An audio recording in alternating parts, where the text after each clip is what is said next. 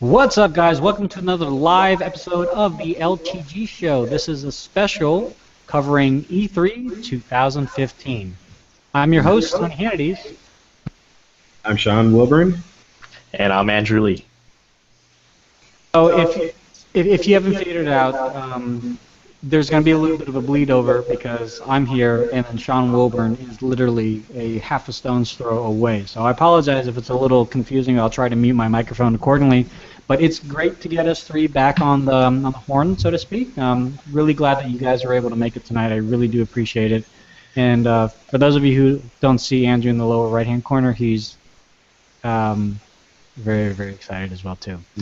So as we're going to throw that in there real fast, I just want to say, since the Q&A is open, if you want me to walk over there and smack Tony for something he says, I can do that. And I'll put the headphones down and you'll see me walk over there and do that. So if you guys want to see that, just throw that in the Q&A and I guarantee it's going to happen. Or vice versa, right? I mean, come on, man. No, come on, seriously. What is this, WWE Raw? Come on. The headlock. It's the stunner. Yeah, no, good. No, it's still good times. Before we get started, definitely want to give you guys some contact information on how to get in contact with us. If you agree, disagree, or have anything you want to add to our discussion, you can email us at comments@lazytechguys.com or call us at 707-722-5299. All right, we have a crap ton of stuff to talk about, so let's go ahead and jump in with the first pre-E3 announcement from Bethesda. So on Sunday, Bethesda came out in droves and announced a couple of games we'll talk about in full, but Doom, Battlecry, Dishonored 2, and of course, Fallout. So those, what game? Let's start with Doom. Are any of you guys excited about Doom? You know, I'm kind of curious on which direction they're going to take it with, only because I played 3 for a little while, and that was supposed to be more of a, I don't know, it felt like more of like a horror flick mixed in with a shooter. So, I mean, the clips that I did see on the new Doom, it does kind of look arcadey, which if you played the original stuff from, back in Windows 95 days, it was kind of that fast-paced, kind of, you had to have good reflexes to play. So I don't know. We'll see. I'm holding my reservations because it's really hard. I don't have enough information to go off of that. What about you, Sean? I have a long history with Doom.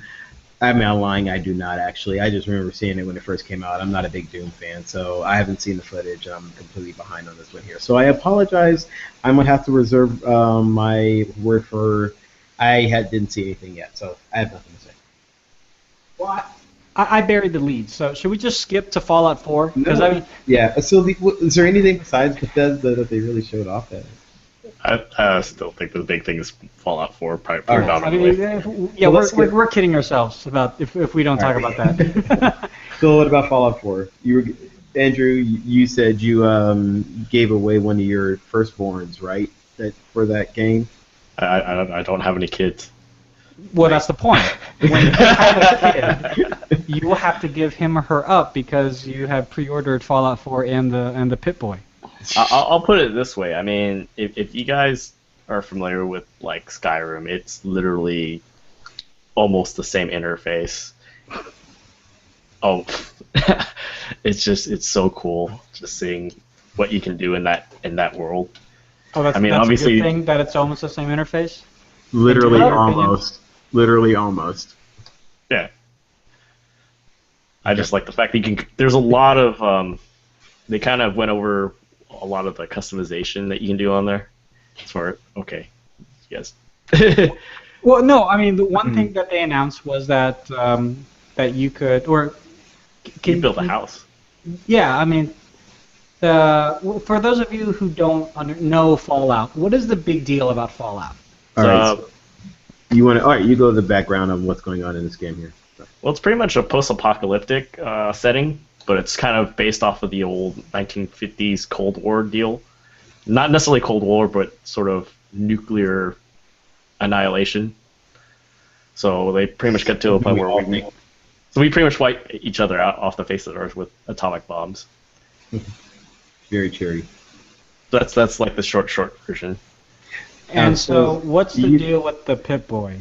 All right, so I was gonna say before we get to the Pip-Boy, so in this Fallout 4, in different Fallouts, you always start off as a different character. And in the last one, you started off with a character who was born in this underground civilization that eventually goes out into the world. And the game of Fallout is essentially your story as a character going out and experiencing the world and pretty much getting to the end of it. And the story along the way is part of what makes Fallout such a great deal. It's almost like you build your own story because everything you do is part of your story, and it's kind of it's a very interesting role-playing game for that in that aspect. Plus, it's an action game, so it's like it's not just it's a role-playing game, but you have a lot of action elements, and there's a lot of third-party and first-party elements. So it's a shooter, and it's a really, really it's a well put together, thought-out game that I could never get into.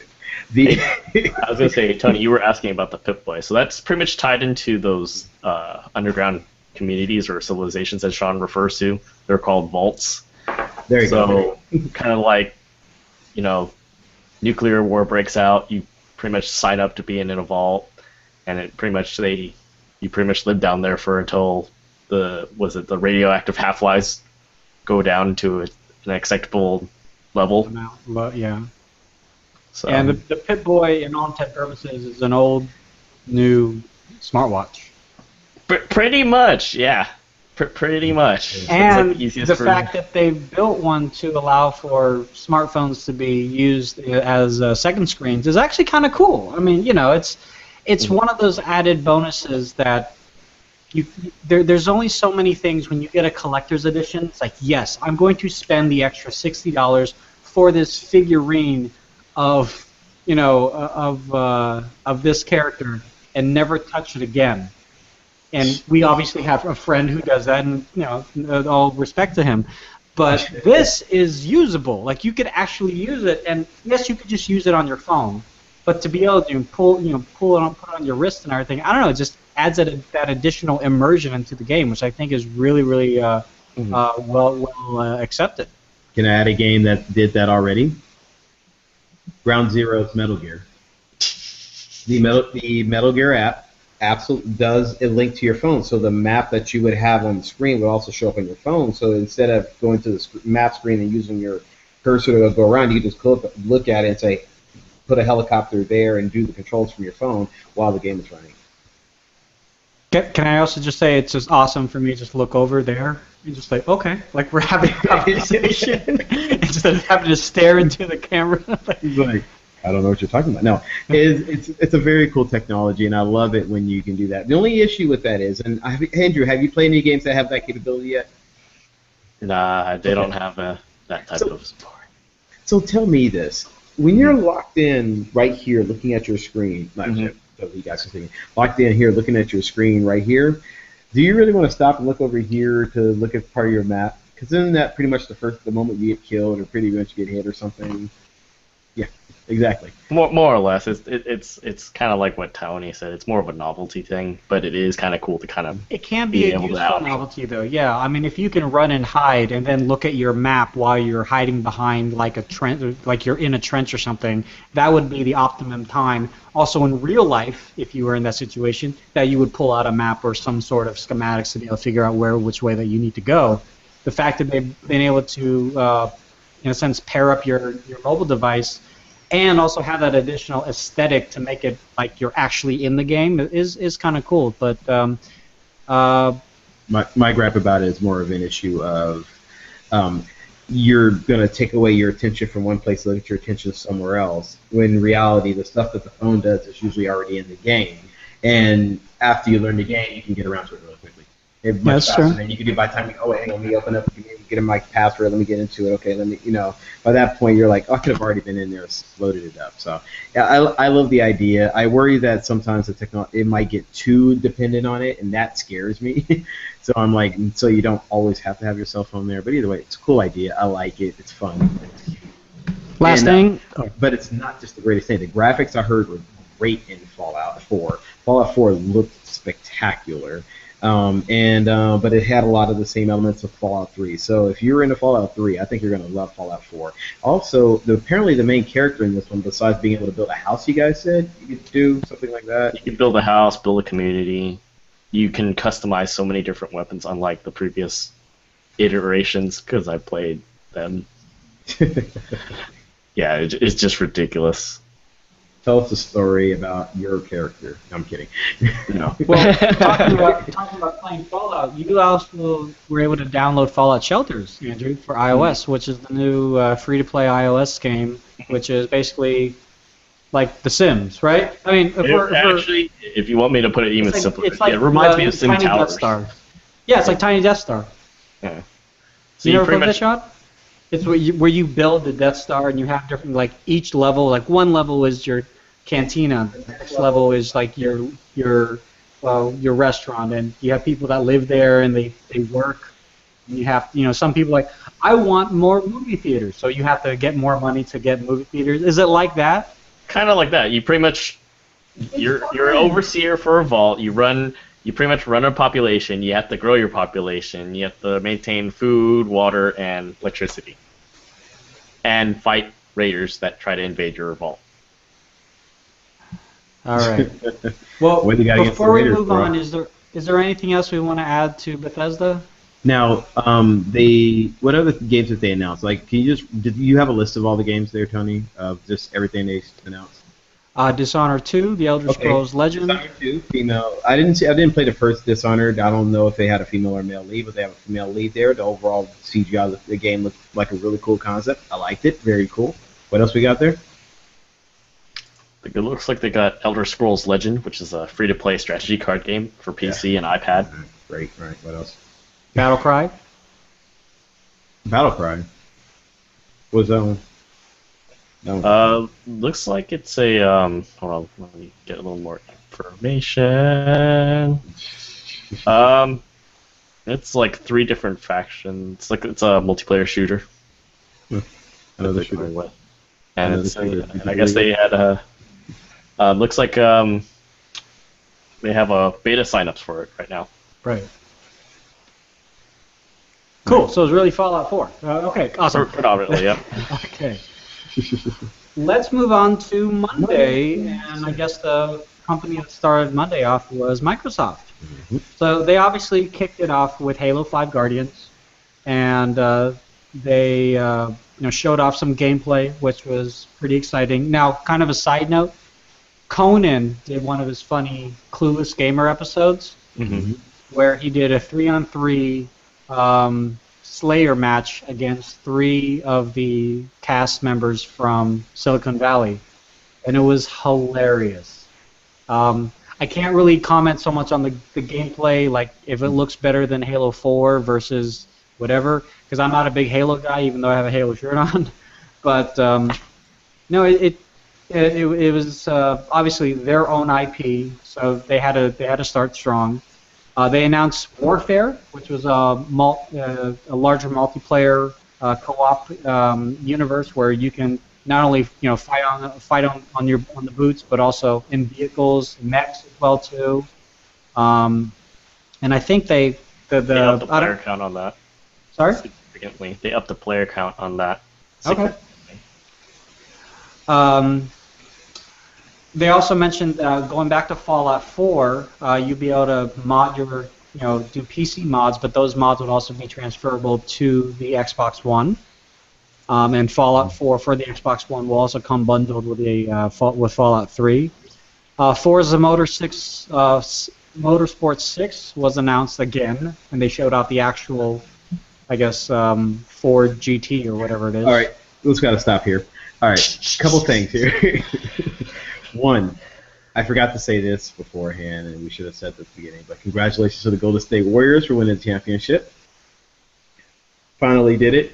Man, just after the last one, it means a lot. Number 2, Tony and I had this conversation about that car, and Andrew was there. So a couple of years ago, Andrew and myself and Brad had a chance to go to E3, and we got a chance to see the big Microsoft convention. We saw it. It was loud, which is probably the number one thing you could say. It was really loud. Andrew, can you confer how loud it was? USC Trojan Stadium. Yeah, it was really. It's always that loud there. Holy crap! Anyway, so I'm just saying that's where we went. yeah, it was something else. Either way, you don't care about a big real GT car coming in, but Microsoft did a great job dropping that car in with all the fancy effects. It looked really cool, and no one cared. So great, good job, Microsoft. You did so much better with all the other announcements you had. The Halo 5 looked good, but really, you could drop a car in there. How about you give us some gameplay? Well, let's talk about some of the I criticize that every year. I criticize them for the exact same thing. Every year I say this, and I'm like, really? Once again, you guys not gonna give me gameplay? What did they do last year? The same exact thing. Oh, the car? Yeah. Oh, okay. And what did they do before that? The same exact thing. Do you think that is there some sort of like underlying expectation from them to pull out a car? I don't know why they do. They'd be better off if they would just pull out a controller and play the game and show people the real-time this, because apparently the new one's got real weather in it. It's got like three-dimensional puddles, so I guess the puddles are going to make your car drop and do different things like that. But they didn't show me it. That's interesting. It's like, come on, guys, show us the cool stuff that you guys are going to put in there. Don't just talk about it and just give it to us. I am interested in the Vista cars that they've mentioned, though. Well, that's great that you're interested in them, but they didn't show any gameplay. So I see what Sean is alluding to. You know, from a huge spectacle, which is what this is. It's a huge spectacle.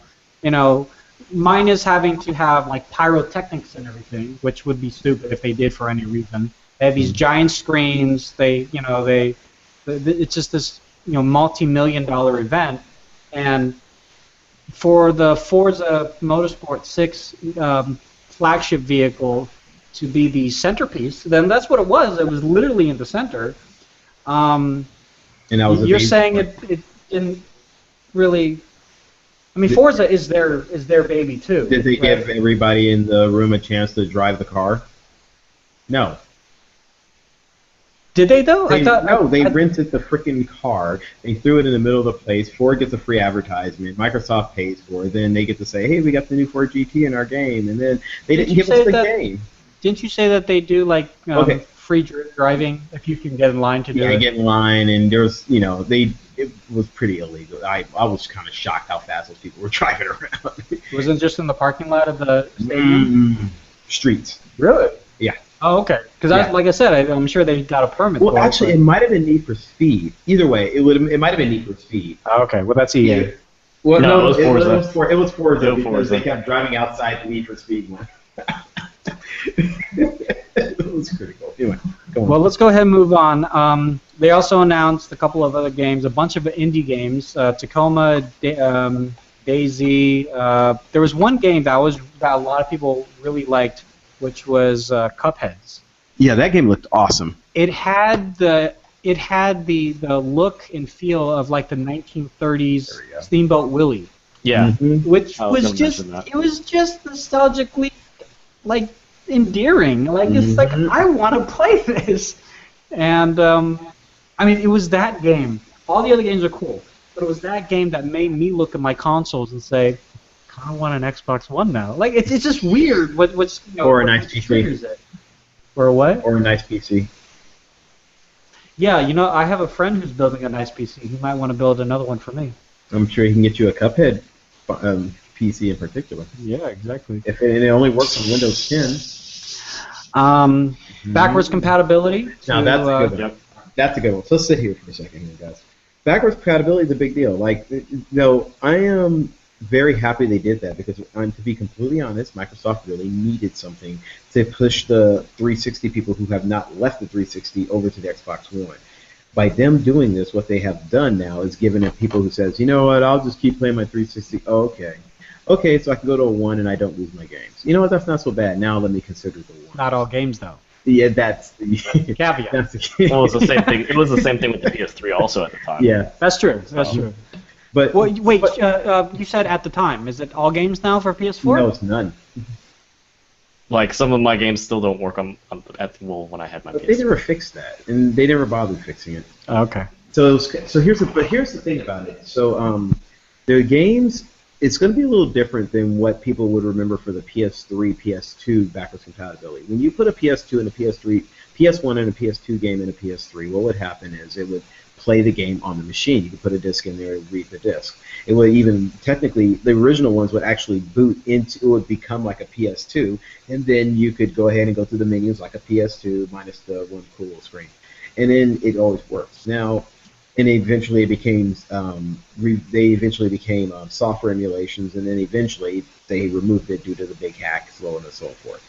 Now, what Microsoft is doing is, ironically so, something very similar to what they were pitching about the Xbox One when they first announced it, which is really funny how this works. So what you do is you put your disc in the machine, and if there is a digital copy of it available that has been registered, then it will sit there and it will see it, and it will allow you to download it, put it on your hard drive, and use the disc to authenticate it, just so you can play the game, and that is what it does. So that's how the backwards compatibility works. The reason why it's limited in the library is because two things. One, the developers have to sign off on it, but Microsoft was adamant in saying it takes absolutely no work from developers, so it should be very quickly to get games on there. And two, really they just have to get them up online that way so you can download them. So in the process of they're getting that stuff together, pretty soon all your 360 games will continue on, and your Xbox One will be a extension of your Xbox 360 finally, rather than an entirely different thing. Well, thank you, Sean. Thanks for that. Yeah. It's very cool. I'm happy they're doing it. Yeah. They also went in depth a little bit more about the multi-platform, being able to. Sorry, you're going. Sorry. Can you hear for a second? They also the ability to play the same game on your PC as well as the Xbox, and also in addition the ability to stream your Xbox games to Windows 10 PCs, which we already knew. They didn't really go into the details what the minimum requirements of that would be, but obviously I'm sure it would, you'd have to have a pretty good PC to get that kind of stream. They showed off a new controller, the Xbox Controller Elite, which has configurable buttons, an interchangeable D-pad, and more little tappy buttons on the back of it. Now I'm looking over and Sean is giggling like a little schoolgirl. So I'm going to defer to Sean and explain his giggle. That controller was cool until I saw the price. Oh, $100? $150. Oh, $150. Yeah. Oh, that kind of changes a lot. That kind of changes a lot. Is this wireless? Yeah, it's wireless. It is wireless? Oh, thank God. It's wireless. I thought it was wired. Even worse. I was like, what are they doing? No, so it's a lot of these cool. Oh wait, is it wired? $50. No, it's wireless. Okay. You gotta be serious. I'm looking at the actual. This is for the ultimate elite. So, okay, two things. I'm happy they're making a better controller. At the same time, really, this is a comment directed to the people at Microsoft. They're not really the whole people, just really the one or two marketing folks who figured this one out. You're really going to market to that elite of a person who feels so special about their gaming and so important at it that they're willing to spend that to feel special about it. And I realize that's right. There's also $600 mice for gaming, so fine. You know what? They're playing it to that market. I was just going to say that. That's like, you guys really. All right, fine. I see. Just going to say that. It's the same argument that I had with the Ponyo player. Why would you and Tidal, $15 a month for lossless. But why would you ever pay for that? And you were telling me as a sound engineer, like people pay for that without a second thought. Yeah. And that's what these. Although it's a niche market of people who are going to get this elite controller, it's still going to be for those people it's kind of cool because there's already third-party vendors that are I'm using Madcast as an example because it's the only name I can think of. But Madcast and Razer, for example, they'll make their third-party controller, and they have the button mapping on the fly and things like that. This is now just from Microsoft, and it just has a little bit more to it. Late to the party. Hey Andrew, do you have a really cool mouse? He has a few, I think. Which one do you got? Let me see what you got going on there. It's upside down. Sorry. Yes. So how much is that mouse? $80. $80. $80. And what's the most expensive gaming mouse you've seen? And I knew in excess of maybe under 150 would be my best guess. Right. So that's a table and chair. Let's go ahead and move on, though. I think the one, it wasn't like live gameplay, but the one trailer that we saw, or was it live gameplay, of Tomb Raider, The Rise of Tomb Raider. That was real gameplay. That was, okay, coming from a person that loved Uncharted, it feels a lot like Uncharted, but at the same time, I don't know, I'm playing Tomb Raider right now, the first one that got rebooted, and I'm thoroughly enjoying it. Only about 47% of the way through. Can't get past this one guy. Did But you get killed too? Are you in the stealth section? the what? In the stealth section? No, What part are you stuck in? I don't know. Well, I'll show you maybe.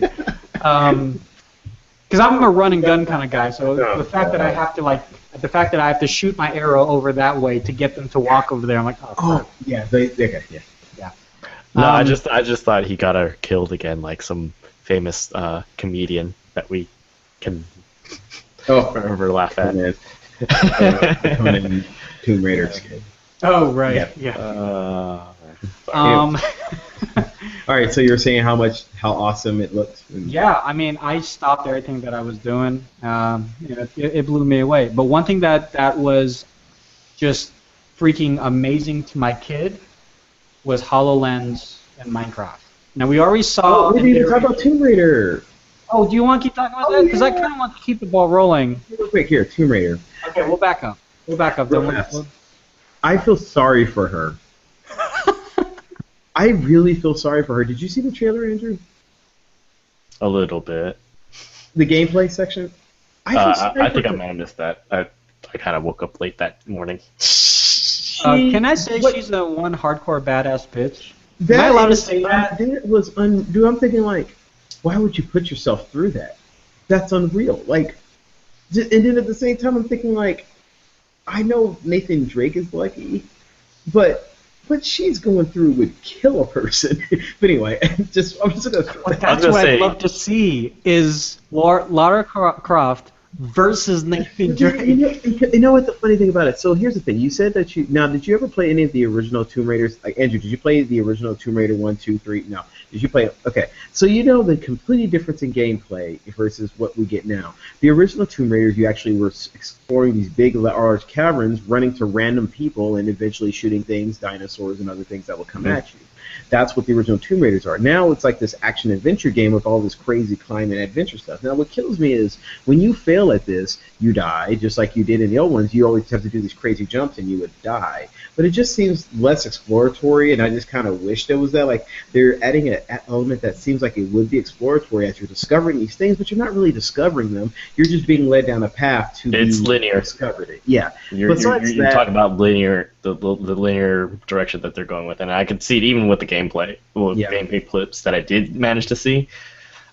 I was just like, okay, that's cool. I mean, because like I know on one of the streams a question was asked that I was like, hey, there's avalanches. Can you use that against like some of the people in the environment? I bet you. No way. No, not at all. Not at all. I mean, back in the day where it was scripted, scripted events, that would have been cool. But I mean, in this day and age where I guess I could say the freedom of choice of how to engage an environment the way you want to do it, that's kind of taken precedence over anything else. Well, that's the thing with these games. It's like if you're stuck, you can use her heightened sensitivity mode to figure out, oh, I need to burn that in order to make the debris fall, and then I'll run up on it.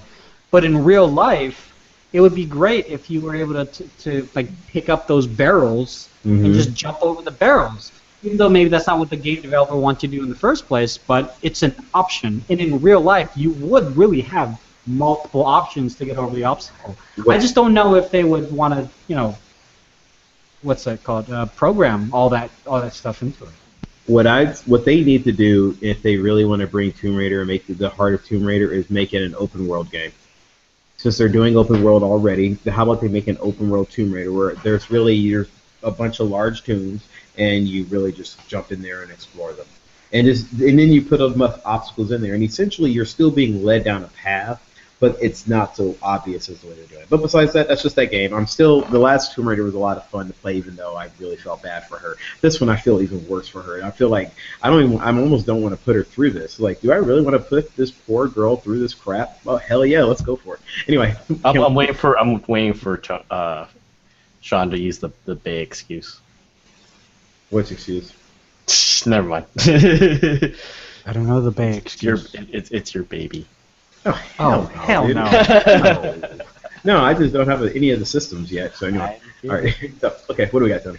Minecraft and HoloLens. No, okay, so looked awesome. I am very happy with it. As you and I had a long discussion about the one limitations of HoloLens, that was the one thing that kept going in the back of my mind. So okay, here's the deal. Me and Tony, if you have not found this, you got to go back to a previous LTG show that we had this long, drawn-out discussion about HoloLens. The one weakness to what they're showing is the fact that the actual viewing image is very small, and it's you keep every time you're thinking it's about this big. No, we're talking it's a bit smaller than that. So on TV, as they were showing it, your whole view, you all saw this entire table. In reality, you will never see that. You'll only see part of it at the whole time. Besides that, it's awesome. I'm still hoping that's just a pre-developer thing, because they haven't even announced HoloLens release date. But they bragged about it on the show. They keep bragging about it. You know what? They even brought that out just to rub it in Sony's face, thinking that Sony was going to do a lot of Morpheus stuff. I know why they did that. Right, and like, you didn't have to do that. But they could have just said, "Let me talk about HoloLens." Anyway. So that's actually a good segue into the fact that I was actually at the Oculus Rift event last Thursday. When they announced the fact that they are partnering with Microsoft, and Phil Spencer was on stage, and me working for Microsoft, I was like, ooh, goody for me. 'Cause I'm going to Vegas next week for Microsoft, and so it's a possibility I'll actually be testing this out because I'm going with the Xbox team. So I was thinking, okay, they're working with Oculus, and that's great. What about Valve? Well, yesterday they announced that they're working with Valve. And I was really excited about this because this means that to a certain degree Microsoft doesn't have to rely on their own hardware or software. They can just inject Valve and Oculus stuff to work with Windows 10 and the Xbox.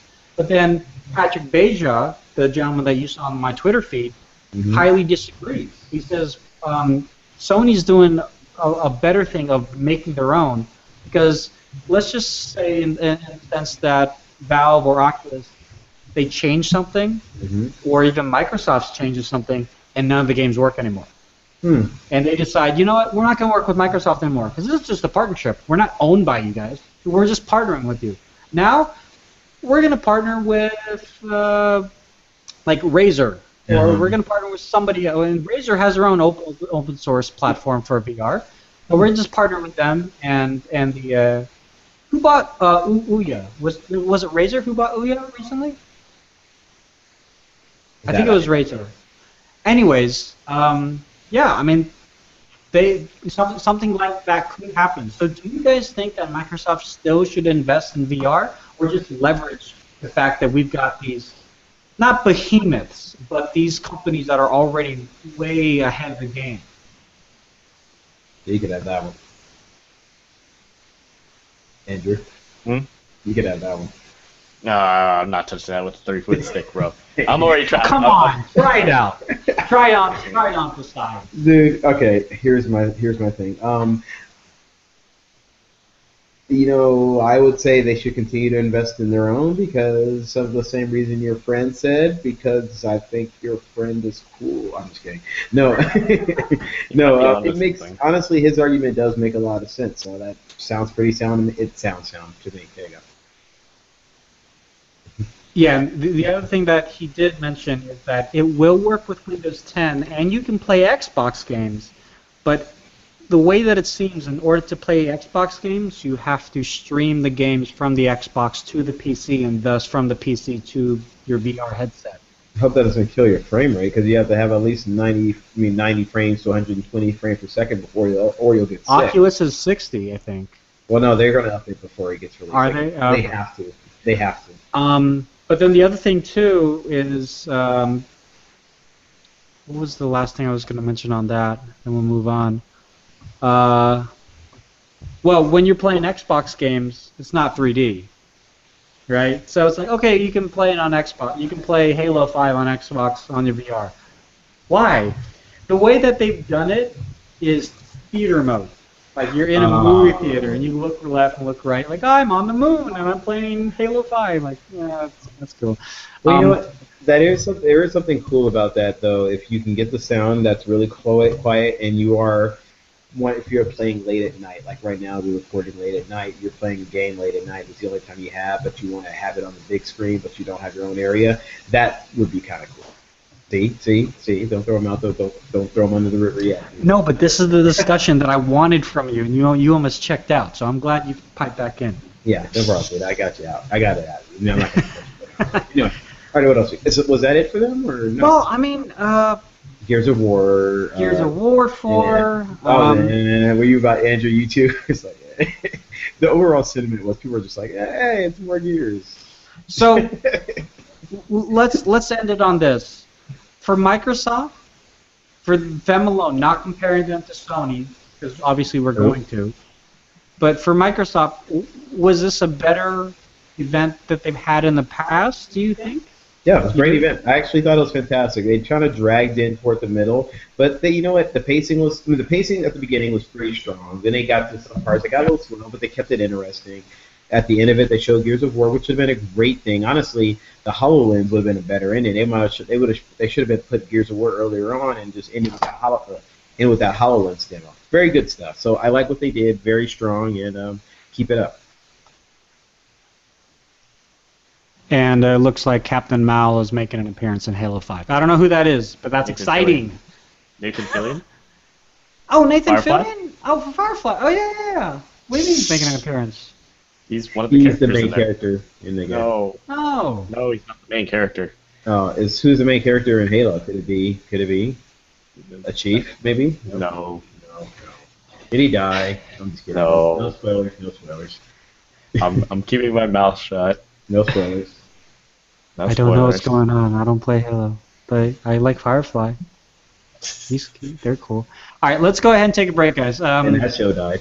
This episode of the LTG show is brought to you by Audible.com. If you are as busy as we are and you don't have any time to sit down and read some of the awesome literature that are out in the world today, Audible.com gives you the ability to listen to all the breadth of work from early 20s periodicals, and of course the bestsellers of today. So if you'd like to give it a shot and check out over the 150,000 books on title that are available, you can try it out for free. Go to audibletrial.com/lazy. You get a free book in the deal. You get a free month, so you get discounts on other books. And really, this only costs about $15 a month to continue. It's really great. For me, I listen to podcasts and audiobooks all the time, so it's a great experience to be able to listen to nonfiction and fiction. And there's even some books that are read by multiple readers, so you have the actual different characters and their sound effects and things like that as well too. A lot of the Star Wars books have that. So go to audibletrial.com for a free trial and show support for the LTG show and, of course, the LTG network. Thanks a lot, Audible. EA. What happened there? So, EA, oh no, I clicked on an ad. How did date Natalie Dormer? Who the hell's that? Okay. So why EA. you trying to dig her, bro? Why you trying to dig her, man? Seriously. Hope she's cute, at least. Jeez. See? I'm just going to defer to Andrew when I say these three words: Mass Effect, Andromeda. Oh, I hadn't seen that one yet. So they pretty much led into the whole press conference with, like, I already knew they were already working on a new Mass Effect, but they didn't really have a working title. It was just the next Mass Effect. A lot of people were using it as Mass Effect 4, even though BioWare already officially stated that it's not a direct sequel, like 1, 2, 3, and 4. So it's kind of a placeholder. But Andromeda is supposed to be more of a frontier-based setting. The timeline's supposed to be way in the future, or a significant amount of time past the Mass Effect trilogy.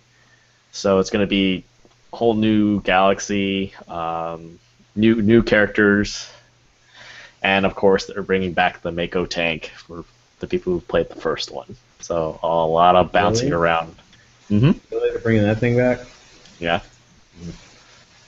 I thought it was funny. What's funny is I actually had no problem with it when I was playing the first one, and then when I started playing the second one, I really did not miss that thing at all. Well, I mean, like the whole fact that you could just do like these weird loops and it just got back up. it never like stayed flipped over.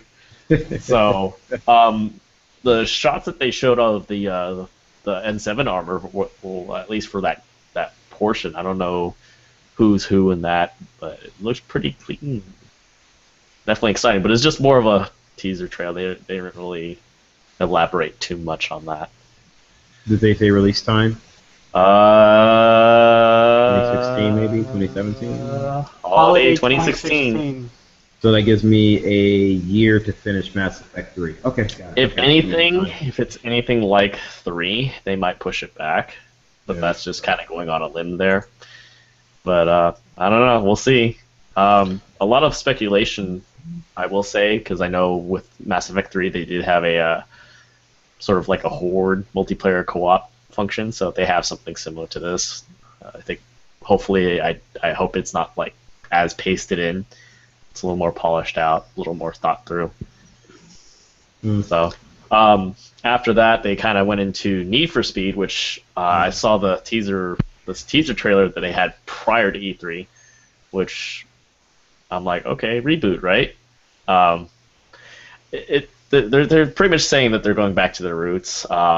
It's kind of embracing that sort of underground, sort of running away from the cops. I did see the gameplay trailer that they had released on the conference, and it looks very, very clean. The resolution for a lot of the vehicles, very, very detailed down to like the nut bolts to the tire. drifting made me want to puke.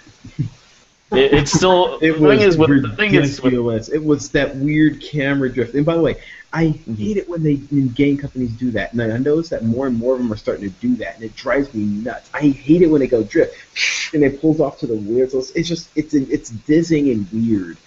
Oh god! As soon as I kept watching it, I'm like, I will never play this game. I will never play this game. But it looked cute and great and action packed, but I would never play this game because that makes me want to puke. It was sickening. I'm watching the trailer now, so I haven't gotten to any driving part. It's when I'm talking to the redneck here and the cute girls in the background. I didn't see the trailer. I saw the gameplay video on the EA stage. I didn't see the trailer. I don't know if that's consistent in the trailer too. But anyway, Andrew, you saw the gameplay though, right? They're using Frostbite, so I mean it's really looked hard great. not to be visually impressed. But I mean, Oh, I just kind of had to. I'm kind of 50-50 on the viewpoint because I'm curious if they even have an in-car view. Just They for have my to. own personal sake, just to kind of see how they handle it, because some games can pull it off, some games can't, obviously. They have to. But I'm trying to find the part. Just I hate that view. Yeah, I hate that view as a driver. sickening. I hate it when the car veers off the camera like that. Yeah, it's I thought it was just something else. I was like, nah, Sean's talking about something else. I'm like looking, I know exactly what you're talking about. Yeah, I hate that too. I will never As a play driver, that again. I I would hate never that. play that again. Give me the bumper view right now, and do not swing the damn car off to the side. Anyway, Well, that's the nice thing It too looks is great, even and I'm GTA excited. 5, Mhm. is talking about a game that doesn't really necessarily was originally not a racer type Mhm. of game, has significantly improved that. And Awesome. Hey, another thing about a thing about Need for Speed I found out. I guess there is going to be city environments as well as country environments, and you're Oh, going to really okay. be able to drive up and down, and you'll find more cops in the city environments. And the country environment, you can just roll and well, roll they around. did say that with this iteration of Need for Speed that they're upping the scale bigger than They never what said Need that for Speed before. rivals. Well, like I said, I watched the conference, so yeah, they're upping the actual scale from rivals. So the environment of race, the racing environment, like you were saying, it's going to be a mix of city and suburbia, rural environments, that sort of thing. So different type of surfaces, I guess. They also announced a new expansion for Star Wars: The Old Republic. It's called Knights of the Fallen Empire. Looks pretty interesting. I know a lot. I know some. Well, that's yeah. It's a tongue twister. I can tell you that for sure. So that's supposed to be free for subscribers when that comes out. I believe later this year, if I'm not mistaken. October.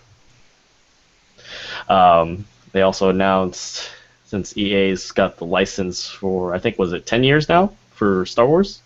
Correct me if I'm wrong.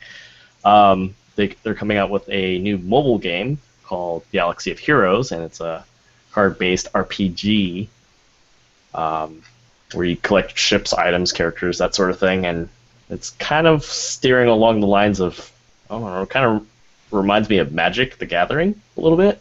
Yep. Or Hearthstone. And it's going to be on iOS and Android later this year. They didn't specify a date, but later this year. One of the new IPs that they unveiled. Haha, I know what I said. It's called Unravel. No, we're talking about the Need for Speed drifting thing. Oh, I just watched it too, and I was like, oh god, that is terrible. Oh my god. Sorry, Andrew. Nothing really you were amazing. You are amazing in What? so many ways, to say that. Gentleman and a scholar. Don't be, just, that's an understatement. Keep your shirt on. Yeah. What? But the new game they talked about was I was like, how did I go backwards? was Unravel. Yeah. Okay. Did you? I'm sorry. The gentleman and scholar thing was pretty good. We were complimenting you. We were really being stummed here. Anyway, Unravel. Now, Unravel is a really cool project. It was by a guy. It seems, and by the way, the guy up there when he was presenting, he was shaking so much. I actually kind of felt bad. I felt bad. Yeah, I was like, get him some potassiums or whatever that thing is in Metal Gear that stops the shaking. Like, give him a banana. I was actually pretty surprised when they actually showed the game off. Like, yeah. Like for an indie game, if you look at the graphics, it's simple, but it's like very visually pleasing. It really catches your attention. Tickles your eye buds in a way, is the way you could say it, or I thought it looked really, really good. Looks like a painting, like really high fidelity almost. I'm trying to watch this gameplay, but I keep getting advertisements from the Deus Ex and Rainbow Six Siege. You know, really cool. When I was watching the stream from the comfort of my lovely room here, I kept on getting Edge shaving gel commercials because they were sponsored, and a constant reminder that Heavensward is to pre-order Heavensward for Final Fantasy, which comes by the way comes out next week. You guys did not watch it on YouTube? No, I did. I watched it on Twitch originally. Then the feed died.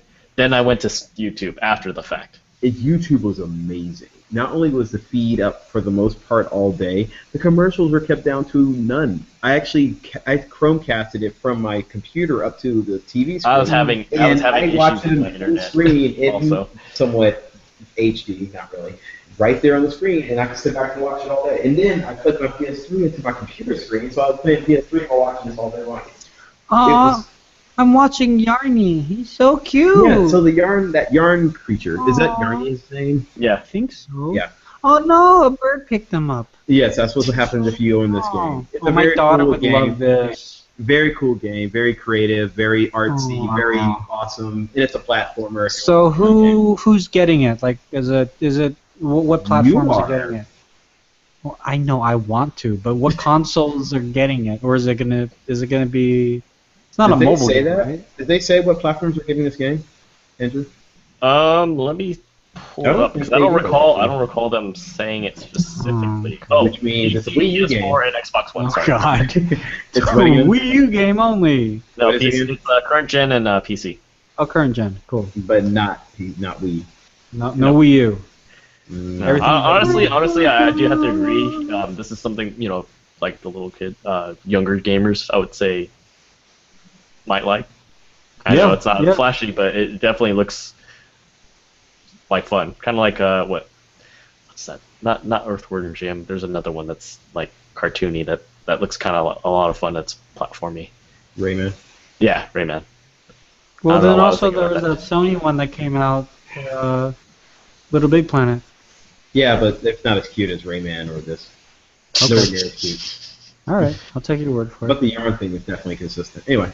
So what NBA else? Live 16. Okay, sorry. The animations look good. I wish they gave us gameplay. NHL, whatever number, looks great. Give me some gameplay. What else?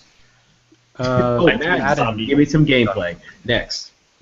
Zombie Warfare. I'm sorry. Garden. I am so mad that they never gave me gameplay. It's upsetting. So they gave us gameplay for Garden Warfare. Did you play the last one? I didn't play it. Yeah, neither did I. It looked cute. It wasn't my and all, cup of tea, but but what they showed looked pretty exciting. I mean, especially for people who are fans of the franchise. I think it's. I mean, considering that the previous one was successful, I don't see why they should look forward to the second one. Considering that you're able to, I believe, if you have the previous version, you're supposed to be able to transfer some of the characters that you unlocked from the first one and be able to use them with the sequel. yeah. New game, new shooter for the younger generation. Fun. FIFA 16. Yeah. More gameplay. Give me some gameplay. Mirror's Edge Catalyst. Okay, there we go. As now, before the show started, I was saying how to Tony here how I suck at Mirror's Edge. I cannot run in a straight line, so I kept jumping to my death, and I really started feeling bad for this girl. How many times I've killed her off buildings? It was getting pretty terrible. So, what about you? How did you I feel have to about it? interject. I really appreciate how you feel bad and you kill video game characters who can just respawn with no problem and go back to the checkpoint. But they do it in the first-person view, and they do the thing, and she screams, and then you see her falling down, and you hear the sound of her getting crushed to her doom, and it's kind of like, after the 50th time, you're like, man, this is actually feeling pretty I gotta say, when I was playing Tomb Raider, Lara Croft is going down that river and she gets spiked in the neck. I was like, multiple times, because it took me about 10 times to get past those things. Yeah. Like, I'm sorry. I don't mean to. Which I'll do again better goes next back to time. that one skit. I just, that's why I felt bad about her. That was funny. Bad about her in that new trailer. I'm like, why are you doing this to yourself? Like, you know, just go get a nice job. You know what? That old butler from Tomb Raider 2 that used to follow you around everywhere with Tomb Raider 3, but whatever. That old butler used to follow you around the house. I know why he worried he got old. Because she's doing stupid crap like that. And she's going to go out there and jump out there and getting caught by a blizzard and dancing through it. I was like, why am I trying to serve you tea? Get you to a hospital and a doctor. It's just like, good God. Medevac on call all the time. Oh, God. So are we excited for Mirror's Edge? Or I hope it's good. okay. People are. It's a fun game. Lastly, Star Wars Battlefront. You can play Sign up and as take my Anakin money. Skywalker. Shut up and take my money. Right? I mean, Pretty this much. game looks freaking phenomenally tremendous. Whether you're a Star Wars fanatic or not, you cannot deny I will the say amount this. of like how much they put into it. But what were you saying, Andrew? Whoever was flying those TIE fighters, you guys couldn't hit anything. Well, there's What's going on? It's the Empire. For shame. Target practice is an optional elective, and not many of the Imperial stormtroopers take that. They do macrame instead or something. I don't know. But, yeah, so a variety of vehicles were shown off. X-Wing, TIE Fighters, Snowspeeders, AT-AT, and AT-STs. Now, do you guys say AT-ATs or AT-ATs? Either one I think works. Most Either people one who follow works. the but what do you franchise know what prefer? you're talking about. Wait, what you talking about? AT-ATs or AT-ATs? I hear AT-ATs mainly, but I don't really care. I don't even really care either, but I know there's like that coin, and either side to that coin are really adamant about, no, it's AT-AT, no, it's AT-AT. I'm like, It's an AT-AT because it's much easier to say. yes, you don't call it AT. You call It's it like an AT-AT. It's like it's just that's so much to say. Hey, go get in the AT-AT. What's the AT-AT? I don't know. Get in the AT-AT. I mean, if you're in military, you're running and you're trying to get your like a stupid. well, military is known for their acronyms what's- that they say the full acronym. They don't break it down to. All right. I work for DAR RPA. I work for DARPA. I work for CIA. That's why CIA. that's why I said AT-AT. Yeah. I guess CIA goes against my argument. Never mind. But yeah, we're all very excited about this. There's no question that I'm not getting this. So Yeah. I just hope that as a collector's edition, they also send an AT-AT that I can sit in while playing. I will pay an extra $300 for that. We'll have our AT-AT. We'll have the AT-AT at the over there playing with AT-ATs. So, But Andrew said that the AT-ATs were on rails. So is that the only vehicle that seems to be on rails, or? Andrew? Yeah, the AT-AT's only on rails. But we can fly the rest of the vehicles and control the rest. Hopefully, I mean, they showed Not it an open in the world though, right? stuff, You can't but just take an X-wing and just large. it's maps. Okay. it's a larger map. Yeah, that's the thing. It just looked incredible. Oh my god, that game looks so much fun. Just like live in the battle. The one thing that they you said really felt like that you were in is the you're battle. gonna have battles. I'd love to be that one stormtrooper, like, I'm getting the F out of here, and like, you're trying to turn the AT-AT around, and the rebels are like, where's that guy going? Like, I think he's trying to retreat. Doesn't he realize he's a giant metal camel? Let's go get him! I'm just Well, I was gonna say I just they wanna- announced that you're gonna be able to do survival. So it's gonna be like 4-player co-op, kind of like horde mode style They showed that in gameplay, the wave talk. upon wave. I don't know if there's a limit. You're supposed to be able to do battles, like specific battles. I think you could play by yourself or with a friend. So like specific battles in the Star Wars universe, I guess on the ground since there's no space combat. God, guys. Is this considered canon, or is it part of Legends? What do you mean? They're gonna have missions from canon and then some. So it's going to be a hybrid. Yeah. Probably, yeah, because Yeah, I know video one of the game. new maps that they're adding is Solist, and supposedly one of the maps from the new movie that's coming in. Oh, cool. All right. All right. Well, that was it from EA, pretty much. Let's go ahead and move on to Ubisoft. So So with Ubisoft, they announced the next step to South Park's franchise called the Fractured But Whole. A new IP called For Honor. They showed off Rainbow Six Siege, The Division, and finalized it out with Ghost of Recon Wildlands. Take it away, Lee. So they had pretty much Rainbow Six. They actually, one of the things that they did show to that day or yesterday is that they're bringing back Terrorist Hunt. So it's I think it's a 4 or 5 player co-op, and you're pretty much running around different environments disabling bombs. So I mean, it looked pretty good. The last time I saw it was in alpha, so I know that they're still doing beta signups for it right now. I'm not sure if anybody's got selected for it. Let's see. Trying to go down. Talk to me about Assassin's Creed Syndicate. Because that one was probably one of the main ones that I was excited about. Is that going to be exclusive to the PS4? Did I hear that right? Or for whatever reason, it's escaping my brain at the moment. So my brain. It's losing it. So let me see if I can dig that up for you. But Well, the one not interesting, but the one thing is about that game is that they have a female protagonist now. Right? Mm-hmm. So that's cool. I don't know if you're going to be switching between one or the other, or you're fixed on one. I don't know if they. Or on the fly, I want to be a man now. Shrink the chest area. Yeah, John, so I mean, did you get it's any interesting. I mean, the only thing that I heard is it's still going to be single player, compared to not Unity, but I think it was Unity. It was the last Unity. one that came out. Unity was the big giant co-op one where it was like up to 4 players. You play online, you guys run around and do all sorts of missions. So this one's going back to the single player interest portion of what Assassin's Creed is known for. It looks good. It visually looks great. Just Dance 2016 will have a subscription streaming service. Yeah. That is and pretty cool. another thing is your Kinect is not required anymore. You can use your mobile phone to do the movement. Can we go back to Microsoft real quick? No talk on Kinect. No. Interesting. Didn't I say something about Did that? not even say a word. Didn't say, oh, by the way, you can use this with your Kinect. Nothing. Nope, the Kinect is dead.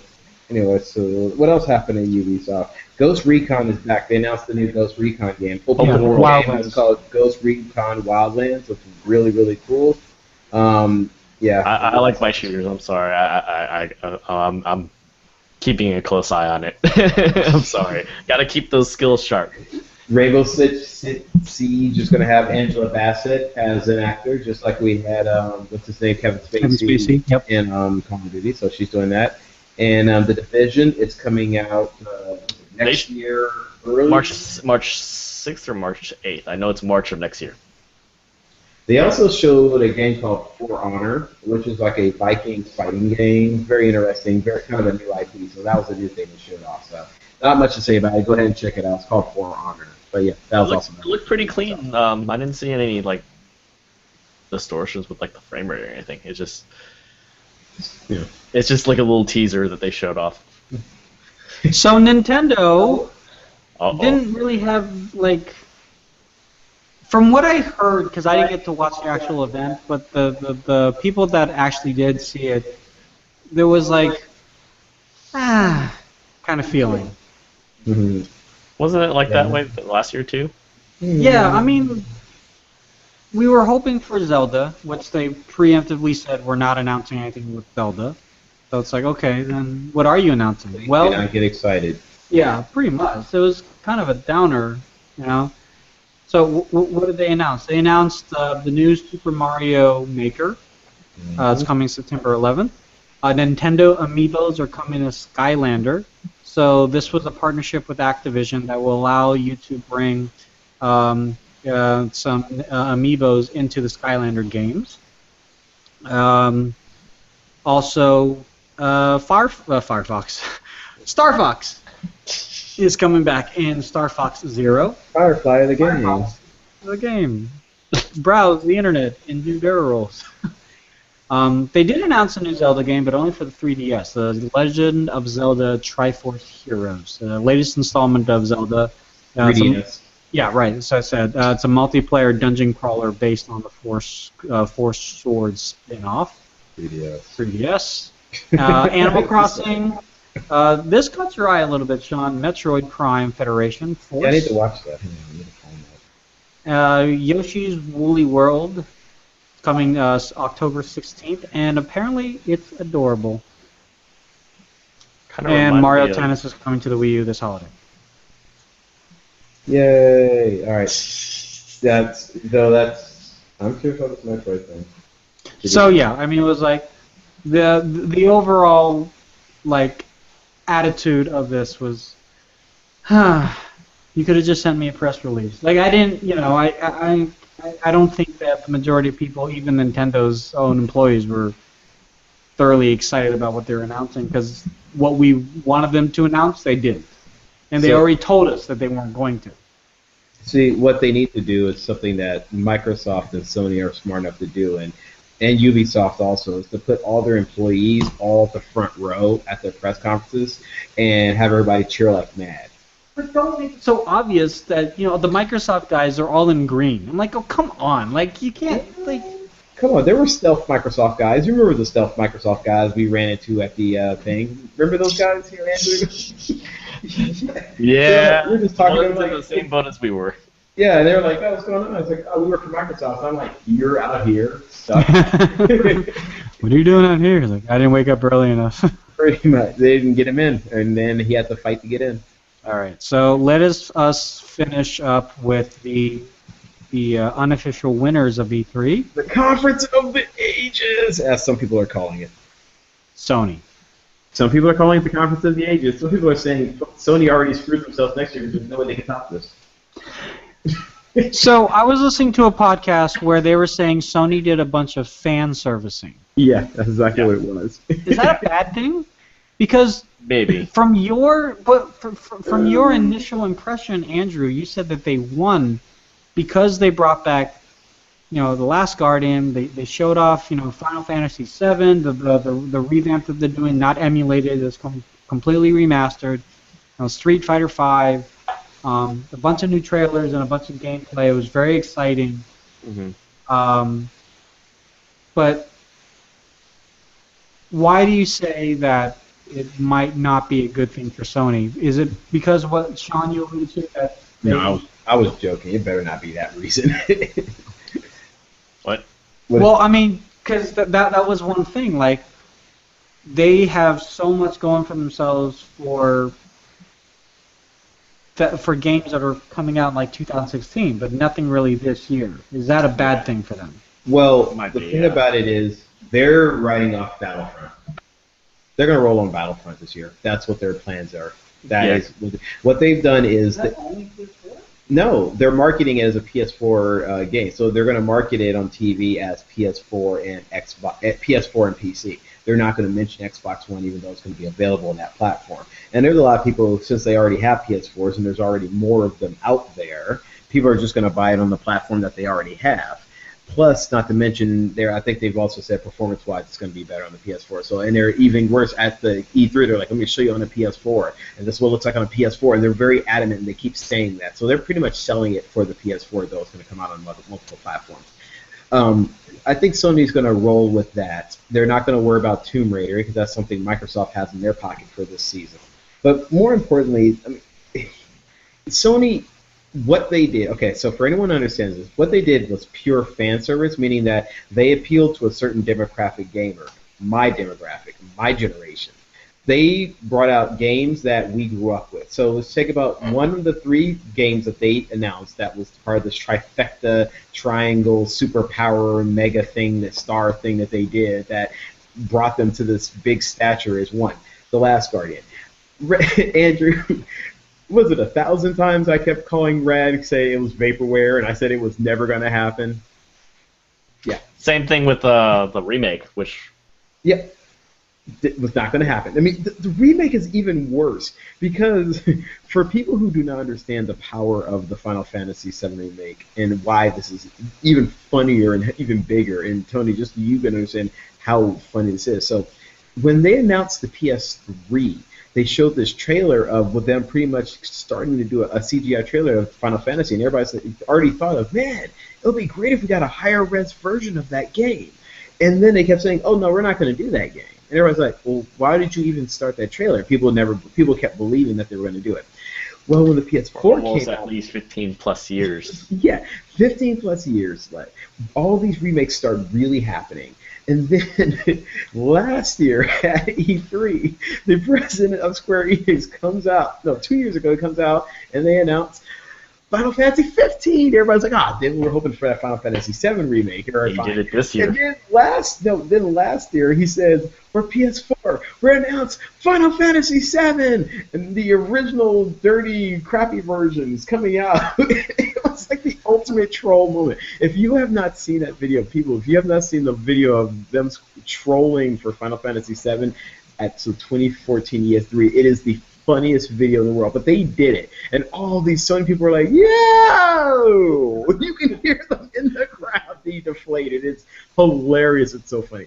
And this year, the reason why everybody's so happy is because people was like, "There's like no way." And I actually I got videos of people who were in the crowd, and you could hear people in the background yelling things like, "No way! They're not doing it!" Ah! And then they scream like fanboys. It was hilarious how excited these folks were for this game, but I am a big fan of that game.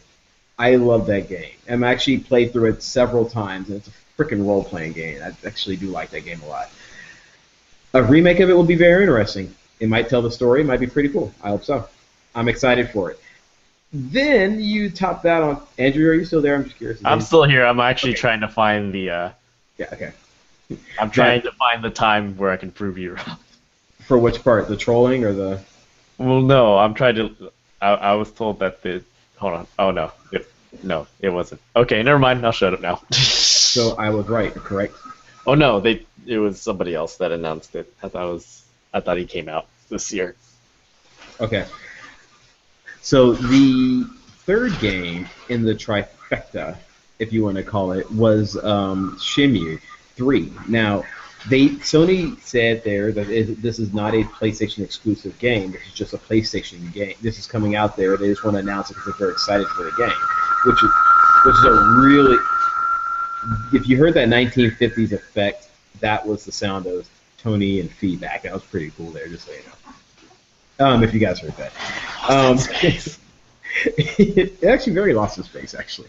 So now I'm an old Dreamcast owner too. I had a Dreamcast and I played the first Shenmue through it. I personally did not like the game. Rad, who's a part of the set, did not like the game also, but it had a big fan. It grew a big cult fan base. And Shenmue 2 came out, the cult fan base was very happy, and the story was left incomplete. So now it's like the people finally get their completion and they're very happy. And honestly, with those three things that people never expected, the Last Guardian, especially when the director got fired and they had to go to another team and all this other crap, they didn't think it would ever happen. And now, the Last Guardian is real. Final Fantasy VII Remake is really happening, and Shenmue 3 is also happening. Just with that trifecta of stuff, that's how they won. It's the funniest thing in the world because people before E3s, and this is true, Andrew, you can confirm this. People all have these things that always say, "Oh man, if Microsoft announces backwards compatibility, then Microsoft wins instantly." And people say, "Well, if Sony announces these things, then they win. If they do all three, then nothing can stop them." That's pretty much the word that was going on. People were saying if they announced two of the three, they were going to win. When they did all three of them, people were just having a fit. It was just unreal how everybody was jumping for joy. It was so stupid. It was pretty much just the general environment. I mean, they just seem much more excited about it. These are games that people wanted, people they talked about, and people were very curious about, and they're finally bringing them out to fruition. They're done by respected people people they respect heavily in the industry. So it's kind of like when Spielberg or how about Dr. Dre Detox. Great example right there. That album, one day that album will actually come out. He's been talking about it forever. He's been working on it forever. So, but when it finally comes out, it's going to be the next big thing. D'Angelo did it when he released his last album. He was like, finally, the man after 9 years is recording an album. And then you listen to it, and it's like, oh, this is really good. So, anyway. All right, so what do we have for like a list on Sony, just so we can kind of go? Okay, actually, wait. They started off with The Last Guardian, which is. Then they went to. I'm not a fan of it anyway. Then they went to that new game that had the girl in the Terminator, the girl who was like in a like a past weird thing. She was fighting with a bow and arrow, but she was like hunting these robots. So it looks like a weird thing, like a hybrid between Terminator and some kind of old. I thought it was Turok. Yeah, or Turok. Yeah. I thought it was Turok, but I'm trying to remember. Made by it's called Horizon something. I think it's my Horizon by the Guerrilla guys. Horizon Zero Dawn. Thank you. There it is. So they showed that off. Then after that, they did. And actually, what was that? What was after that? I can't remember. After Horizon, some other indie stuff too. No, they went to. You just want to go down the list? And What we got? What we got? No Man's Sky. Okay, No Man's Sky. So let's talk about that. No Man's Sky, very interesting. PC, PS4. Infinite galaxies, they say. You can Scale. Go, and it seems like ridiculous. The point of the game seems to be exploratory, which means you pick a random planet and then you go to it and you pretty much leave your mark on it. So you pretty much you're like you're a space dog pissing on every planet, leaving your mark, and it's like that's what you're doing. And you find it and you leave, say, hey, I discovered this fish, I discovered this plant, and then you go to the next one. And I guess it's an infinite amount of galaxies that you're exploring. So yeah. I don't know. Seems interesting. People are really excited for it just because it's interesting and new and unique. But at the same time, I'm just like, yeah, there is space battles more than you can find at Battlefront. Street Fighter 5. It's another Street Fighter. Andrew, you're happy for that one? I know the fighting community is pretty excited about it. I can't say that I'm very, what's the word I'm looking for? Proficient in that department, but we'll see what happens. I mean, PlayStation exclusive, that's a big deal considering that it's only PC and PS4. You know what? That's really interesting how they're doing that. Like, so before, when companies like Microsoft and Sony would buy exclusives, they would buy it for their platform only. Now they're buying it and they're coming out on the PC also.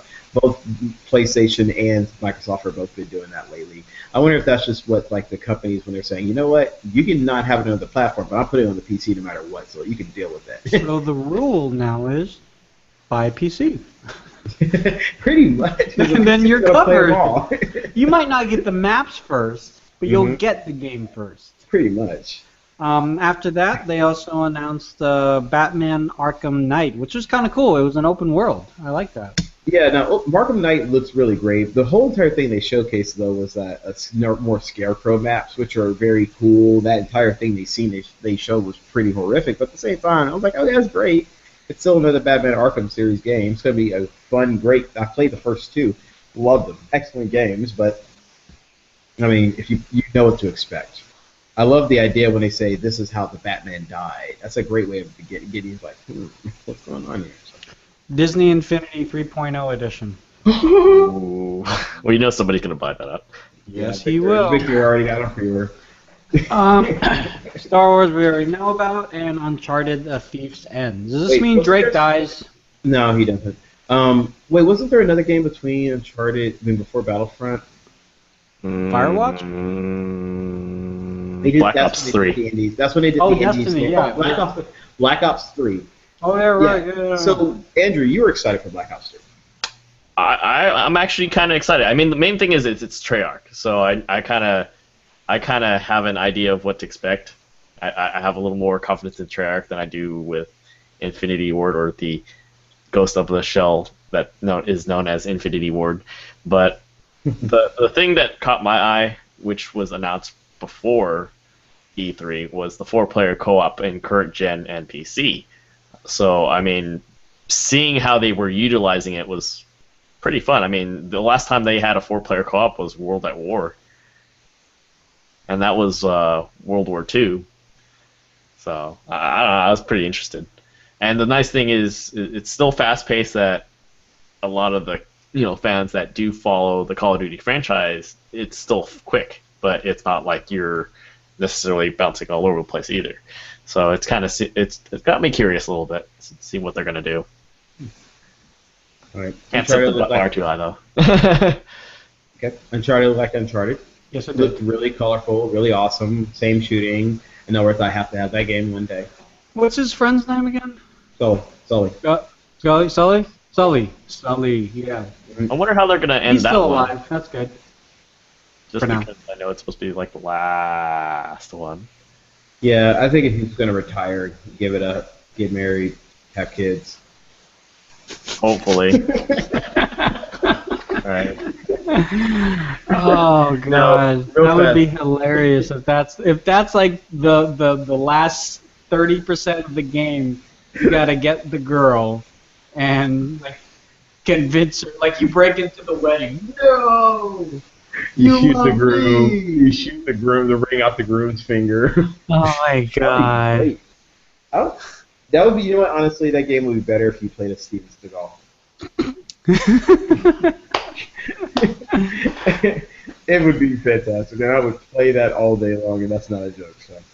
So besides that, so conference-wise, I love the backwards compatibility. It's very important for Microsoft. I want that. Halo 5 did look good, but I'm not a big Halo guy. The Rainbow Six looked incredible. The other Ubisoft game, Wildwood, whatever, with that one, looks really cool. Now, we didn't mention this new Metal Gear trailer. Metal Gear Solid 5 comes out September 1st. Trailers were dropped on YouTube. My heart is pounding how much I want this game. And I will own this game. It looks so incredible. Metal Gear Solid 5. I bow for you. And Kojima, if you're reading this, please send me a free copy. And a PS4 to play it on. But That's all it did you get a takes. chance to That's watch all it? it takes. Did you get a chance to watch it yet? Yeah, I kind of skimmed it a little bit. It's interesting. So they keep bringing up this thing about language being the thing that changes the world and it's all about power and all that. So it seems like it has to do with countries invading other countries. since there's a lot of part that takes place in Africa, and there's a lot of like European countries and all that taking invading Africa and colonizing it. Maybe that's going to be a big major part of the game. So it also made parts seem like Snake is losing his mind, where like at one point Skullface looks more like a phantom, like he's not really there. So there was some cool stuff there. They showed new enemies and all this stuff who look like they're chasing you, and of course a lot of scenes where you're running for your life because that's what Sony would do. And I don't know, dude. I'm so hyped for this game. I cannot wait. September 1st, I will be buying that game no matter what, and I will be playing it. I don't care what you want to do on that day. That's it. All right. I don't care. I'm taking a day off. I don't care. Metal Gear for life. Anyway, so, but I'm excited for it. What if you know? Definitely a reason to have a PS4, folks. No, I get it on PS3, dude. I got my Ground Zeroes on a PS3. It runs fine. The game's fun. Yeah, and granted, Ground Zero is fantastic. It was absolutely worth the money. It is a very, very good game, okay? Just want to let you know that. Just throw that out there. Any last notes there, Tony? Not really. I mean, I just, you guys being the gamers of LTG, I want to hear your opinions. I'm kind of on the outskirts and just saying, yeah, it looks cool. Hitman, that looks cool. The graphics look a ton better than they did before, and it seems that people are very excited about it. I don't really have any insight with a lot of these games except for Uncharted, to be honest with you, because that's really the only game I've played out of all the ones that have been announced with regards to the earlier editions. But yeah, overall, I mean, although it might have been fan-driven, that's who's going to play these games. It's the fans. At the end of the day, those are the ones that are going to increase the platform tenfold. And I'm currently talking to another. I'm currently talking to another Xbox representative, and she was telling me like, Final Fantasy was really the only big thing. Like, well, you have to understand, you're an Xbox person. You don't necessarily see the ingenuity of bringing back Final Fantasy and Last Guardian and having all these other announcements right now, as you mentioned, Sean, as a trifecta, in that it really covers the fans that are of the generation that we're at right now to come back and maybe have to buy a PS4. Exactly. Again, That's exactly it. Because a lot of us, like, yeah, the PS4 is great. It's better graphics and better gameplay than the Xbox One, arguably. But there's not a lot of games that I really can relate to. And we're bringing all these games back that we promised. Like, oh crap, I want that game. So, yeah. That's what Microsoft was doing with the Rare collection, with the Retro. That's the reason why they even brought that out. It's the exact same reason. The people who are into the Rare collection and that Retro thing are the same people who will be into the Final Fantasy, the same generation. They had games like RC Pro Am on there and RC Pro Am for the NES days on there. They had the Perfect Dark game from the SNES, I believe it was. No, N64. So that was on there. So they're appealing to that demographic. And yeah, people are going to want to buy a PS4. Now it's like, I'm definitely buying a PS4, and it's a matter of when. So, yeah, pretty awesome. Pretty cool stuff. It's a great E3 all around. It's a lot of fun announcements. And Metal Gear. We're also, before we close out, PlayStation View. PlayStation View. So they're doing a la carte channels. Eventually, yes. And they've expanded the market to include other cities, including San Francisco and places like LA. Well, the minute that I get my new place or get my own place again, then I'm going to do the trial and I'll give you guys a review of you.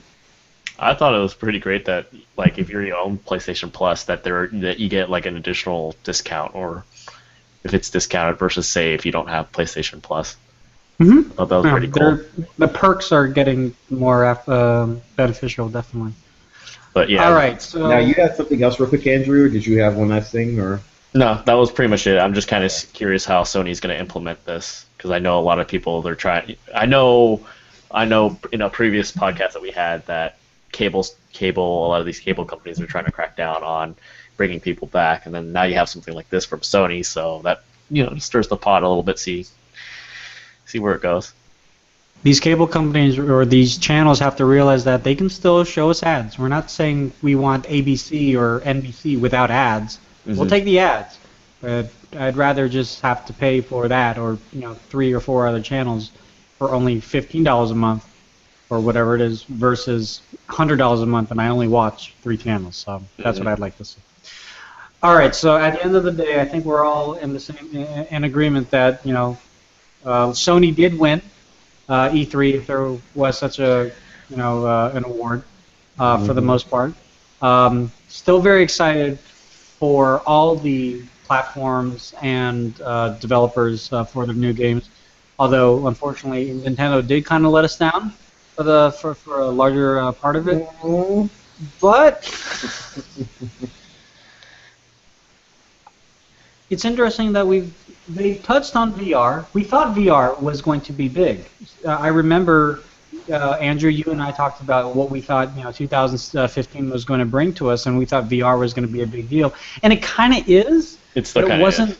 It wasn't the forefront. It was like an afterthought, like a pseudo afterthought. Like, yeah, we are working on this. We are we are obviously putting a lot of effort into it. But at the same time, we've got these other games that don't require VR. It's like, okay. I think what it is really why they're not. I understand why they're not, because it's such a small demographic at this point that would really jump in on it. If it's priced right, it can get big. Andrew? I was just gonna say, price is always one major factor. 2 is how to get the audience to engage with it. People who are not on board with it. So I mean, the thing is, like, a good example would be No Man's Sky. But I mean, the thing is that I honestly, I think what it is to up not necessarily that the technology is not catching up. It's just more of, once they've perfected the product, then to start going after the audience people. That's where it's going to be. So we're still looking at about maybe another year or so. And how are they going to demonstrate that to all the people in the audience so they can get it? That's a lot. And how do you demonstrate that to the people on YouTube? I mean, honestly, they're going to have to sell VR off user experiences and word of mouth. Because you have to experience it to understand it. If you do not experience it, you can watch something on the screen, watch people go, oh, it's incredible. But until you put it on, it won't be the same. And why waste 20 minutes of a conference or 30 minutes where you can show off games that you can demonstrate extremely well, give people more PS4s in this situation in their homes, which will lead to more VR sales in the morning. So focus on just getting the core box in there, and don't tell people that you haven't forgot about VR. Hell, you haven't forgot about the Vita. I was shocked they even said that. That word went out. I was like, wow, I give it up. Man, Metal Gear! I'm sorry. Any last words, guys? Metal Gear. Other than Metal Gear? Penguins? I got some more music. Honestly, I'll say this, okay. Tony. You need to get the Battlefront, dude. Oh, why are you even questioning? You know what's funny is because I just know I'm never going going to play to it. the dark side. You're going to become a casual gamer at the very least. I just know I'm never going to play that game. So even if I had a PS4 or Xbox One or a PC that could run it, I would play or any of them. I would rather hang out at a friend's house and just goof off and play it, and that would be it. Well, you can come over here. Yeah, when you have it, I'll absolutely play it. Get a second controller. Get the Elite controller, $150.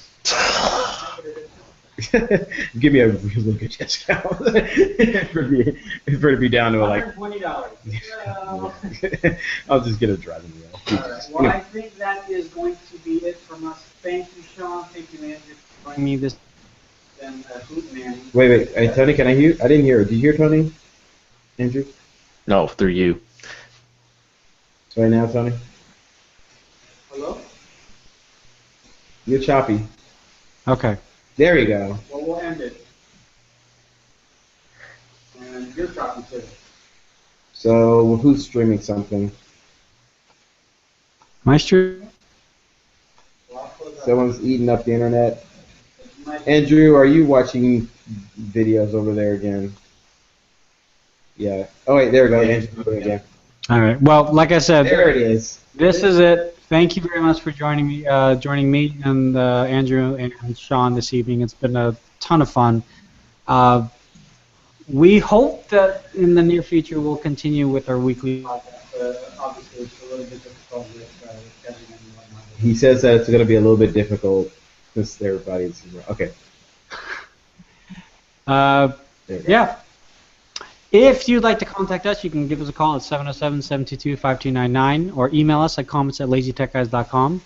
You can Facebook us, Twitter, Google+, and obviously find our YouTube channel at youtube.com/lazytechtv. Also, I'd like to thank audible.com for sponsoring this episode and the LTG network.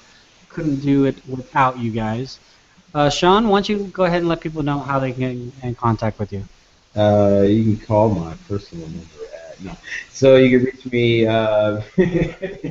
LTG Sean. Actually, you can find me under that handle, or you can find my other stuff, which is music stuff, Sean Wilbur Music on Twitter, and check out my music. New album. I'm trying not new album. Sorry, new single coming out. Finally trying to get something done. It's gonna be fun. So, there you go. And of course, you can find me through Twitter, X. I found you. on There X. you were. Oh, You're right there. it was Yep. super effective. Or you can follow me through my Twitch channel. I usually try to record sessions on the weekends. Usually it's been night lately around this time. Twitch.tv/Aoshisan. I've been doing Finance, GTA, a little bit of Battlefield, a little bit of everything.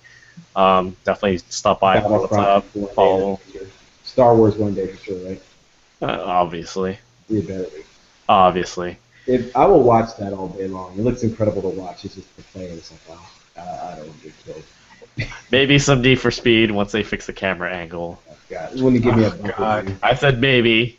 Bumper view. Front bumper view. More like a fixed where it doesn't slide around like that. I mean, honestly, it's just, I don't know. I don't know. All right, and you can find me on Twitter, LTG Tony, or on Google+, Tony Hannity's. And these. And plus, guys, thanks so much for joining, and we will talk to you guys in the next one. Take care. See you later. Thanks for getting out.